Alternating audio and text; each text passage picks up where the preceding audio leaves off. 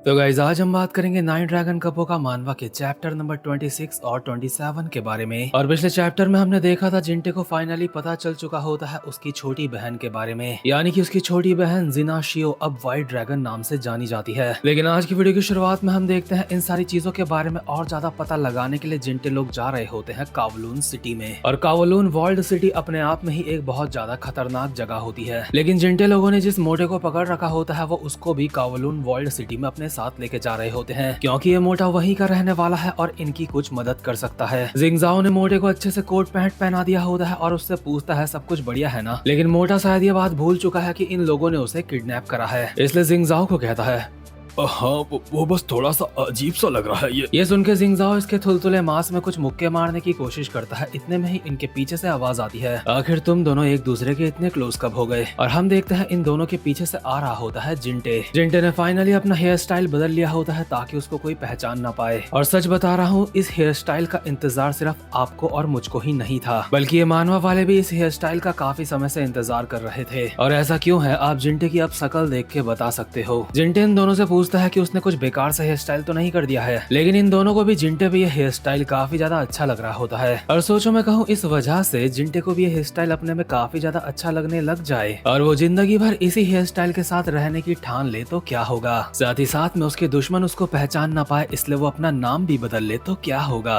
आप लोग समझ रहे होंगे मेरा इशारा किस तरफ है, वैसे भी समझदार को इशारा काफी होता है। तो खैर ये तीनों तैयार होते हैं और निकल पड़ते हैं कावलून वर्ल्ड सिटी की तरफ। जब ये तीनों कार पे जा रहे होते हैं तो जिंटे पूछता है कि आखिर कावलून वर्ल्ड सिटी कैसी जगह है। जिंगजाओ जिंटे को बताते हुए कहता है कावलून वर्ल्ड सिटी एक छोड़ी हुई जगह है, उसे पुलिस वालों और अंडरवर्ल्ड ने दोनों ने ही छोड़ दिया है। वो एक ऐसी जगह है जहाँ पे हांगकांग की पूरी गंदगी इकट्ठा होती है। मोटा कहता है हाँ, इसीलिए हमारे जैसे व्यापारियों को वो जगह बहुत पसंद है। मोटा ये बात इसलिए बोल रहा होता है क्योंकि व्यापारी लोग अगर हांगकांग के अंदर कुछ व्यापार करते हैं गलत तरीके का तो वो पकड़े जाते हैं, लेकिन कावलून वर्ल्ड सिटी के अंदर ना पुलिस वाले अपनी टांग अड़ाते हैं और ना ही ज्यादा टांग ट्राइड वाले अड़ाते हैं और ना ही अंडरवर्ल्ड। इसलिए वहाँ पे जितने गलत तरीके के काम हो सकते हैं सारे होते हैं। और ये मोटा भी वहाँ पे गलत तरीके के काम खुलेआम करता था, इसलिए इसे अच्छा लगता है उधर, यानी कि ये वहाँ पे ड्रग्स वगैरह बेचा करता था। ये सुन के मोटा कहता है हाँ वो तो बहुत पुरानी बात हो गई है, अब मैं ऐसा नहीं करता हूँ। मोटा कावलून सिटी के बारे में और ज्यादा बताते हुए कहता है उस जगह पे हर तरीके के गलत काम होते हैं, इसलिए वहाँ पे हर चीज की आजादी है। लेकिन जब वहाँ पे ऐसे लोग इकट्ठा होते हैं जिनका मकसद एक होता है तो वो आपस में गैंग बना लेते हैं और दो इंसानों की लड़ाई वहाँ पे कब गैंग्स की लड़ाई बन जाती है पता नहीं चलता है। इसीलिए कावलून वर्ल्ड सिटी ने भी अपने कुछ नियम बनाए थे, लेकिन वो नियम बस तब तक ही चल पाए जब तक उनकी आजादी नहीं छिन गई उनसे। जिंगजाओ कहता है इसका मतलब वहाँ पे चीजें पहले से अलग हैं क्या? हाँ, उस दिन से सब कुछ बदल गया जब एक बंदा कावलून सिटी के अंदर आया था। वो ट्रायड के ड्रैगन हेड की नाजायज औलाद थी जिसे वहाँ पे भेज दिया गया था, और वो बच्चा और कोई नहीं बल्कि वो था रियुकाई। उस वक्त तो कावलून सिटी के लोगों को भी नहीं पता था कि वो ड्रैगन हेड की नाजायज औलाद है, इसीलिए रियुकाई की पुरानी लाइफ के बारे में कोई भी ज्यादा नहीं जानता है। लेकिन जब रियुकाई जवान हुआ तो उसने अपने असली रंग दिखाने शुरू करे। उसने कावलून वर्ल्ड सिटी के अंदर अपनी खुद की एक गैंग बनाई और बहुत ही कम समय में उस गैंग को बहुत ही ज्यादा बड़ा कर दिया। लेकिन जिंटे को रियुकाई के बारे में नहीं पता होता, इसलिए पूछता है कि आखिर ये है कौन। तो जिंगजाओ बताता है कि वो ट्रायड की एक ब्रांच का हेड है इस वक्त। इसके बाद मोटा अपनी स्टोरी आगे बताना स्टार्ट करता है, जहाँ पे वो जिंटे लोगों को बताता है कि रियुकाई ने कावलून वर्ल्ड सिटी के अंदर सारी गैंग्स को अपनी गैंग के अंदर ले लिया था और वहाँ पे उसकी गैंग को कहा जाता था कावलून, और इंग्लिश में इसको कहते हैं नाइन ड्रैगन। और जो लोग उस सिटी के अंदर अपना काम धंधा करने के लिए गए थे वो सारे के सारे भी कावलून के साथ मिल गए थे, और ये मोटा भी उनमें से एक है क्योंकि ये भी वहाँ पे बस अपने ड्रग्स बेच के पैसे कमाना चाहता था। लेकिन जिंगजाओ के मन में डाउट होता है कि आखिर रियुकाई वहाँ का हेड कैसे हो सकता है, क्योंकि वो तो ट्रायड की गोंगजोउ ब्रांच का हेड है। तो एक बंदा अकेले दो जगहों को कैसे चला सकता है, कैसे मैनेज कर सकता है। मोटा इसका जवाब देते हुए कहता है हाँ तुमने सही कहा,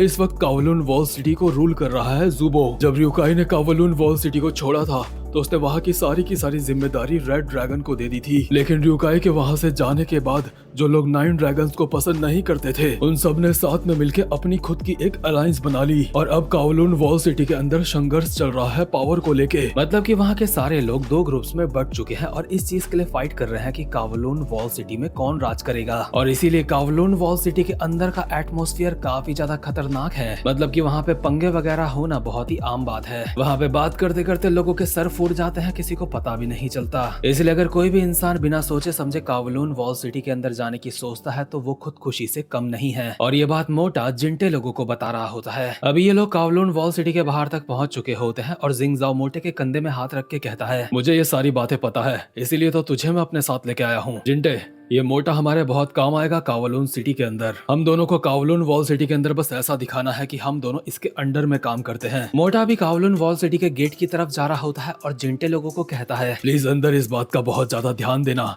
जो लोग 9 ड्रैगन्स का विरोध करते हैं तुम उनके साथ किसी भी तरीके से उलझो मत, क्योंकि अगर ऐसा हुआ तो हम सब बहुत बड़ी मुसीबत में पड़ सकते हैं। लेकिन मोटे को ज्यादा चिंता तो ये होती है कि अगर ये दोनों मर गए तो ये दोनों इसको पैसे नहीं दे पाएंगे मोटे को। तो खैर मोटा इस सिटी का गेट खटखटाता है और अंदर से जो बंदा मोटे को देखता है वो पहचान लेता है कि बाहर हनी पॉट खड़ा है, यानी कि मोटे का निकनेम हनी पॉट है। लेकिन अंदर वाले बंदे को ये डाउट हो रहा होता है कि हनी पॉट के साथ वो 2 बंदे कौन आए हैं। मोटा हल्की सी आवाज में कहता है, वो दोनों मेरे सर्वेंट हैं। इसलिए जिंटे लोगों के लिए यहाँ का दरवाजा खुल चुका होता है और जिंटे ये चीज देख के काफी ज्यादा खुश होता है कि मोटा काम का निकला। लेकिन मोटे को अपनी एक्टिंग और ज्यादा परफेक्ट बनानी होती है, इसलिए चिल्ला के कहता है, तुम दोनों हरामजादो, आखिर वहाँ पे क्या खड़े हो, जल्दी से अंदर आओ। ये सुन के जिंटे का दिमाग खराब हो जाता है और वो मोटे को बस मारने जाने ही वाला होता है। इतने में ही जिंगजाओ उसको पकड़ के कहता है, एक्टिंग है भाई, एक्टिंग है। और इस तरीके से जिंटे लोग कावलून वॉल सिटी के अंदर घुस चुके होते हैं। इसके दूसरे सीन में हम देखते हैं ड्रैगन हेड को। ड्रैगन हेड को भी अच्छी तरीके से पता होता है कि उसका बंदा जिंगजाओ कावलून वॉल सिटी के अंदर पहुंच चुका है। वैसे भी जिंगजाओ इसी के कहने पे वहां पे गया है। अभी ड्रैगन हेड के साथ उसके 2 खास कमांडर भी होते हैं। एक का नाम होता है हियो जिमू, जो कि सिक्योरिटी हेड होता है। दूसरे का नाम होता है हेली, जो कि ड्रैगन हेड का बॉडीगार्ड होता है। ये दोनों काफी ज्यादा खतरनाक होते हैं और ड्रैगन हेड इन दोनों को ऑर्डर देता है कि आगे चल के कोई भी गड़बड़ नहीं होनी चाहिए, क्योंकि इन सबको भी कावलून वॉल सिटी के अंदर जाना है और वहाँ पे नए ड्रैगन हेड को अनाउंस करना है, यानी कि नया ड्रैगन हेड बनने वाला है वहाँ पे। इसलिए ये दोनों और इनके साथ के सारे बंदे कावलून वॉल सिटी के अंदर जाने के लिए तैयार होते हैं और इनके रास्ते में जो कोई भी आएगा ये सब उनको निपटा देंगे। और इनके रास्ते की सबसे बड़ी रुकावट जो बनने वाला है वो है मेरे हिसाब से र्यूकाई। र्यूकाई भी अभी अपने 2 खास बंदों के साथ होता है और सिगरेट पीते हुए कहता है, लगता है कावलून वॉल सिटी की रात और ज्यादा काली होने वाली है, लेकिन हम सबको इसी का इंतजार था, हम इस रात को और ज्यादा काली बना देंगे। तो खैर ट्रायड के काफी सारे बंदे निकल पड़ते हैं कावलून वॉल सिटी की तरफ। और क्योंकि र्यूकाई भी यहीं पे मौजूद होता है तो किसी जासूस की तरह वो हर चीज पे नजर रख रहा होता है। र्यूकाई अपने किसी बंदे को बता रहा होता है कि यहाँ से आधे रॉयल गार्ड्स और कमांडर हियो जिमू और हेली, ये दोनों के दोनों कमांडर्स उस तरफ आ रहे हैं। अपने बंदों को जंग के लिए गुड लक कहने के बाद र्यूकाई कॉल कट कर देता है। लेकिन र्यूकाई के लिए सबसे बड़ी दिक्कत होती है ट्रायड का एक बहुत खतरनाक कमांडर, जो कि अब काफी बूढ़ा हो चुका होता है, लेकिन इसे अब भी एक लिविंग लेजेंड माना जाता है। लेकिन इससे लड़ने के लिए र्यूकाई ने इसी की टक्कर का एक बंदा ढूंढ लिया होता है, जिसका नाम होता है लोगन द स्पिरिट। और मेरे हिसाब से ये बंदा भी ट्रायड का एक कमांडर है और मुझे ये समझ नहीं आ रहा है कि आखिर ये बंदा र्यूकाई के लिए क्यों लड़ेगा। और अगर आप लोग भूल चुके हो तो आपको बता देता हूँ कि ट्रायड के टोटल 4 कमांडर हैं और चारों के चारों तहलका हैं। लेकिन ये लोगन द स्पिरिट असल में है कौन, ये जानने के लिए हम एक पुराना सीन देखते हैं, यानी कि जिस वक्त ये बंदा ट्रायड का हेड नहीं हुआ करता था। दरअसल कई साल पहले चाइना के इनर मंगोलिया में ट्रायड के पंगे चल रहे थे कुछ विरोधियों के साथ। ऑब्वियसली उस समय भी ट्रायड वाले लोग सारे के सारे लोगों का मार मार के कुत्ता बना रहे थे। लेकिन वहाँ पे उस वक्त ट्रायड के खिलाफ एक ऐसा बंदा था जिसने सबकी फाड़ के रख दी थी। हम देखते हैं एक बंदा ट्रायड के एक बंदे को घसीटता हुआ लेके आ रहा होता है, बिल्कुल बीस्ट लग रहा होता है ये बंदा। लेकिन इतने में ही इसके ऊपर एक चेन से रेंज अटैक होता है। लेकिन इस जंगली के हाथ में जो बंदा होता है वो उसको बिल्कुल शील्ड की तरह इस्तेमाल करके उस हमले से बच जाता है। दरअसल यहाँ पे ट्रायड के मेन बंदे पहुंच चुके होते हैं और इन लोगों से लड़ना इस जंगली के लिए भी काफी ज्यादा टफ होता है। लेकिन उसके बावजूद भी ये जंगली उन हैवी चेन्स अटैक को अपने हाथों से डिफ्लेक्ट कर रहा होता है और एक बार तो उस चेन को पकड़ के अपनी तरफ ही खींच देता है, जिस वजह से जिस बंदे ने चेन पकड़ रखी होती है वो काफी हैरान हो जाता है। और ट्रायड का ये जो कमांडर होता है जंगली इसके ऊपर चाकू से एक हमला करता है, लेकिन वो उससे बच जाता है। और अब ये जंगली दोनों तरफ से घिर चुका होता है, इसके आगे भी एक कमांडर होता है और पीछे भी एक कमांडर होता है और बाकी के जितने भी लोग होते हैं वो बस चुपचाप से खड़े होकर फाइट देख रहे होते हैं। लेकिन इतने में ही यहाँ पे आ जाता है ट्रायड का हेड, जो उस वक्त जवान था। दरअसल यहाँ पे टेबल के नीचे 2 बच्चे छुपे होते हैं और जंगली ट्रायड के हेड को कहता है, उन दोनों बच्चों का इससे कुछ भी लेना देना नहीं है, उन दोनों को जाने दो। ड्रैगन हेड इसकी हिम्मत देख के काफी ज्यादा खुश होता है और कहता है, अगर तूने मेरे एक कमांडर को हरा दिया तो मैं तेरी बात मानने की सोचूंगा। और ये वही कमांडर है जिसे हमने कुछ देर पहले देखा था जब ये बूढ़ा हो गया था प्रेजेंट मोमेंट में। इस बंदे का नाम है हान और इसी को कहा जाता है the living legend. Dragon head की बात सुनते ही इस जंगली और हान के बीच फाइट स्टार्ट हो जाती है, जंगली घुमा के हान के ऊपर एक पंच मारता है, लेकिन हान उसे बहुत ही इजीली डॉज कर देता है और जंगली की चेस्ट में एक कराटे चॉप मार के कहता है, तेरे पंचेस सच में काफी ज्यादा हैवी हैं। इसके बाद जंगली की चेस्ट में एक और खतरनाक सा पंच मारता है, लेकिन जंगली को इससे खास फर्क नहीं पड़ता और हान को इस बात का अंदाजा हो जाता है कि इसकी स्किन बिल्कुल किसी जंगली जानवर की तरह है, इतनी आसानी से इसको दर्द वगैरह नहीं होगा। इतने में ही जंगली हान के ऊपर एक और पंच मारता है, लेकिन हान उसे बहुत ही आसानी से डॉज करके उसका हाथ पकड़ के उसको घुमाने वाला होता है, लेकिन हान के मुताबिक जंगली का हाथ बिल्कुल भी मुड़ता नहीं है। हान तो इसका हाथ तोड़ना चाह रहा था, लेकिन ऐसा हो नहीं पाता। इससे पहले कि ये फाइट और ज्यादा आगे बढ़े, हान पीछे हो जाता है और कहता है, तुम्हें ईश्वर ने एक योद्धा का शरीर दिया है, लेकिन तुम्हारे लिए यह एक बहुत ज्यादा शर्म की बात है। जंगली अभी काफी ज्यादा हैरान लग रहा होता है और अपने मन में कहता है, इसके और मेरे बीच अभी ज्यादा फाइट नहीं हुई है,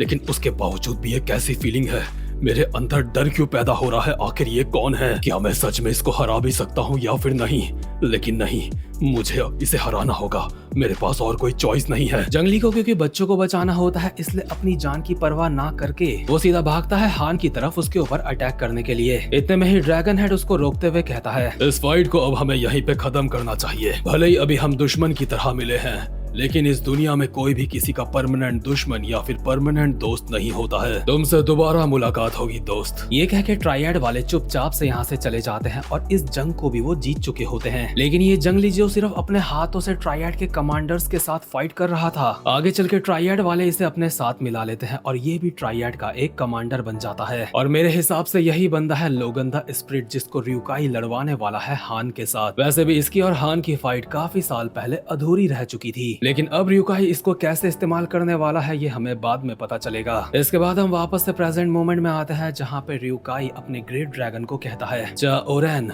आखिर तुम कैसा महसूस कर रहे हो? चा ओरेन यानी कि ग्रेट ड्रैगन कहता है, क्या मैं कैसा महसूस कर रहा हूँ, इस बात का मुझे कोई मतलब नहीं लगता। भले ही हम दोनों का बैकग्राउंड एक जैसा है, लेकिन इसका मतलब ये नहीं कि मैं स्पेशल फील करूंगा। रियुकाई भी यही चाह रहा होता है, इसलिए कहता है, सही कहा, सारे के सारे इमोशंस को अभी के लिए पीछे छोड़ दो। इसके बाद सीन शिफ्ट होता है और हम देखते हैं ड्रैगन हेड को। रियुकाई जो इसके पीछे से आ रहा होता है, उसे अच्छी तरीके से पता होता है कि ड्रैगन हेड जंग की तैयारी कर रहा है, क्योंकि जंग तो इसी हरामखोर के साथ होने वाली है। इसके बावजूद भी रियुकाई अनजान बनते हुए कहता है, लगता है आप किसी जंग की तैयारी कर रहे हो फादर। ड्रैगन हेड कहता है, हाँ, कल अगला ड्रैगन हेड बनने का दिन है, इसलिए मैंने बस अपने कुछ लोग भेजे हैं मेहमानों का ध्यान रखने के लिए। आपने अपने काफी खास लोग भेजे हैं मेहमानों का ध्यान रखने के लिए, लगता है वो मेहमान काफी ज्यादा खास होंगे। ऑफ कोर्स वो खास होंगे, क्या तुम ये नहीं पूछोगे कि वो मेहमान कौन होंगे? नहीं फादर, आज मदर का मेमोरियल डे है। तुमने मुझे फादर कहा और तुम्हारा बाप होने के नाते तुम्हें एक सिंपल सी एडवाइस देना चाहता हूँ। अगर तुम सच में मेरी औलाद बन के जीना चाहते हो, तो जिस औरत को तुम अपनी माँ बोल रहे हो, जिस हरामजादी को तुम अपनी माँ बोल रहे हो, दोबारा से उसका नाम मत लेना। तुम्हें उसे अपनी यादों से हमेशा के लिए मिटाना होगा। तुम्हें ध्यान रखना होगा कि तुम्हारे दिमाग में उसकी एक भी याद बाकी ना रहे। और हाँ, मैं रियुएन का रिश्ता तुम्हारी बहन लिनजीशिया से कराने की सोच रहा हूँ, तो बताओ तुम्हारा इस बारे में क्या ख्याल है? ये सारी बातें सुन के रियुकाई की तो आंखों से आंसू ही आ गए होते हैं, लेकिन ड्रैगन हेड का मुंह दूसरी तरफ होता है और अब भी वो बोले जा रहा होता है, मेरे हिसाब से ये रिश्ते की बात अगला ड्रैगन हेड बनने के टाइम पे करनी चाहिए हमें। सेरेमनी के टाइम पे ये मैं ये चीज सबको अनाउंस कर दूंगा, इसलिए तुम भी इस बारे में आराम से सोच लेना तब तक। लेकिन रियुकाई चुपचाप से बस यहाँ से जाने लगता है, उसकी आंखों से आंसू आ रहे होते हैं और अपने मन में कहता है, तो आखिरकार मदर के लिए इसने एक भी आंसू नहीं बहाए। इसकी यादों में मैं और माँ बिल्कुल भी नहीं है। लेकिन आप चिंता मत करो मदर, मेरे दिमाग में जो भी यादें मेरे बाप की हैं, मैं आज वो सारी मिटा दूंगा। आज से और अभी से मेरा कोई बाप नहीं है। मतलब कि रियुकाई की नफरत और ज्यादा बढ़ चुकी है और अब पंगे देखने में काफी ज्यादा मजा आने वाला है। और इसी के साथ ये वाला चैप्टर भी यहीं पे खत्म होता है। तो गाइस, उम्मीद करता हूँ कि आपको आज की वीडियो भी अच्छी लगी हो, इसलिए चैनल को सब्सक्राइब और वीडियो को लाइक जरूर से कर देना। अब मैं मिलूंगा आपसे अपनी नेक्स्ट वीडियो में, तब तक के लिए गुड बाय।